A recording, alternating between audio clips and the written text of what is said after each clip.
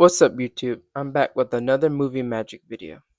Today I'll be discussing one of my favorite movies of all time, Transformers. This movie is special and it's my favorite because it inspired me to become a filmmaker and just to make videos, short films all around. Alright, let's see the movie magic and behind the scenes of how this film was made. Don Murphy was initially planning a G.I. Joe film adaptation. But when the United States launched the invasion of Iraq in March 2003, Hasbro suggested adapting the Transformers franchise instead. Tom DeSanto joined Murphy because he was a fan of the series. They met with comic book writer Simon Furman and cited Generation 1 cartoon and comics as their main influence. They made the Creation Matrix their plot device, though Murphy had renamed it because of the film series The Matrix, but was later used again in the sequel. DeSanto chose to write the treatment from a human point of view to engage the audience, while Murphy wanted to have a realistic tone, reminiscent of a disaster film. The treatment featured Autobots Optimus Prime, Ironhide, Jazz, Prowl, Archie, Ratchet, Wheeljack, and Bumblebee, and the Decepticons Megatron, Starscream, Soundwave, Ravage, Laserbeak, Rumble, Skywarp, and Shockwave. Steven Spielberg, a fan of the comics and toys, signed on as executive producer in 2004. Interesting. John Rogers wrote the first draft, which pitched 4 Autobots against 4 Decepticons, and featured the Ark ship, or the Ark spaceship. Roberto Orci and Alex Kurtzman, fans of the cartoon, were hired to rewrite the script in 2005 of February. Spielberg suggested that a boy in his car should be the focus. This appealed to Orci and Kurtzman because it conveyed themes of adulthood and responsibility, the things that a car represents in the United States. America! The characters of Sam Witwicky and Michaela Baines were the sole point of view given in Orci and Kurtzman's first draft. Michael Bay, which is the film director I look up to, was asked to direct by Spielberg on July 30, 2005. But initially, he dismissed the film as a stupid toy movie. Oh no, why he said that? I don't know why he said that. Bay admitted that he was skeptical when he was offered to direct. Nonetheless, he wanted to work with Spielberg and gain a new respect for the concept upon visiting Hasbro, which is the company that makes the toys and stuff.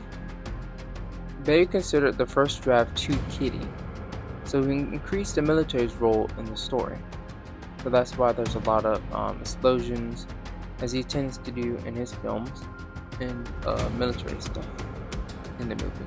The writer sought inspiration from G.I. Joe for the soldier characters, being careful not to mix the band. Orci and Kurtzman were concerned the film could feel like a military recruitment commercial, so they choose to make the military believe nations like Iran were behind the Decepticons attack, as well as making the Decepticons primarily military groups. Bay-based Linux struggled to get the Pentagon phone line while struggling with an unhelpful operator on a real account he was given by a soldier when working on another film. Bay said the film cost $145 million and explained, "My secret is I shoot very, very fast." Bay compared his way of working to James Cameron, as they both worked quickly and served as their own assistant director. Bay took a 30% reduction in his fee to keep production in Los Angeles and worked with his usual crew. Producers Lorenzo D.B. and Ian Bryce said the film cost only $150 million and called it a bargain compared to other tentpole films that summer, which cost as much as $300 million. According to Kim Masters of NPR, instead of boasting about how much they had spent, The studios did not want to admit their real budget and risk further costs of inflation on other projects. And her Hollywood source said that the budget of Transformers had passed $200 million. Very expensive. Moving on to filming. To save money on the production, as I said before, Bay reduced his usual fee by 30%. He planned a 83-day shooting schedule, maintaining the required pace by doing more camera setups per day than usual. Bay chose to shoot the film in the United States instead of Australia or Canada, allowing him to work with a crew he was familiar with and who understood his work ethic. A pre-shoot took place on April 19, 2006, and principal photography began 3 days later at Holloman Air Force Base, which stood in for Qatar. Due to their destruction later in the film by a Decepticon blackout, the majority of the military structures shown on screen were not on the property of the Air Force Base, but were purchased ahead of filming from a private manufacturer of military shelter systems, aka Military. They filmed the Scorponok sequence at White Sands, the Decepticon scorpion looking thing. A sweep was performed to remove unexploded ordnance before building of a village set could begin. Ironically, the village would be blown up again. The scene was broken down for the air battle managers flying aboard the AWACS aircraft, who improvised dialogue as if it were an actual battle. The company also shot at Hoover Dam and at the Pentagon, the first time since the 9/11 attacks that film crews had been allowed to film at these locations. The external Hoover Dam scenes were shot before tourists arrived daily at 10 o'clock in the morning, with shooting moving inside for the remainder of the day. Production in California was based at Hugs Aircraft at Playa Vista, where the hangar in which Megatron is imprisoned was built.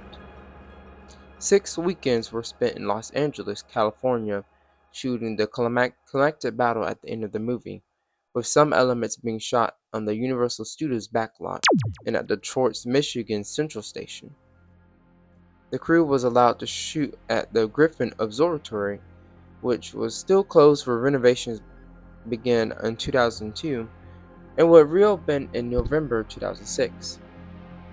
Filming was wrapped in October 4 of 2006.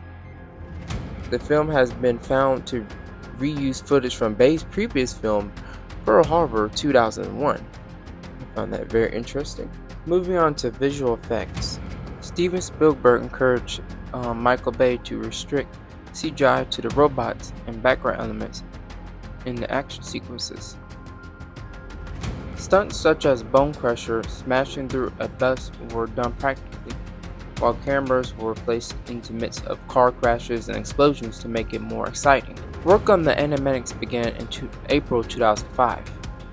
Bay indicated that 3/4 of the film's visual effects were made by ILM, which is the visual effects company that works on most of the Marvel and Star Wars, while Digital Domain made the rest, including the Arctic discovery of Megatron's frenzy head, serve head in the ice, a vending machine mutated by the Allspark, and the Autobots protoforms.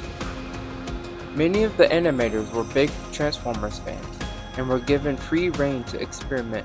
ILM created computer-generated Transformers during 6 months in 2005, looking at each inch of car models.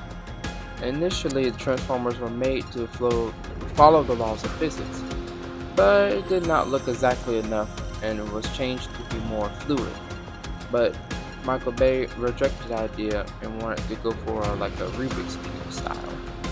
He wanted to be all mechanical and very more robotic and realistic, dynamic, and quick rather than lumbering beast. One such decision were to have the wheels stay on the ground as long as possible, allowing the robots to cruise around as they change. Bay instructed animators to absorb footage of 2 martial artists and numerous martial arts films to make the fights look graceful. According to Michael Bay, the visual effects were so complex it took staggering 38 hours for ILM to render just one frame of movement. That meant ILM had to increase their processing facilities. Each render piece had to look real and metal and shiny or dull. This was difficult to model because the age and scrap the robots had to transform from clean cars. Close-up shots of robots were sped up to look cool, but wide shots of animation were slowed down to convincingly illustrate a sense of weight. These were used. The photographs were taken of each set.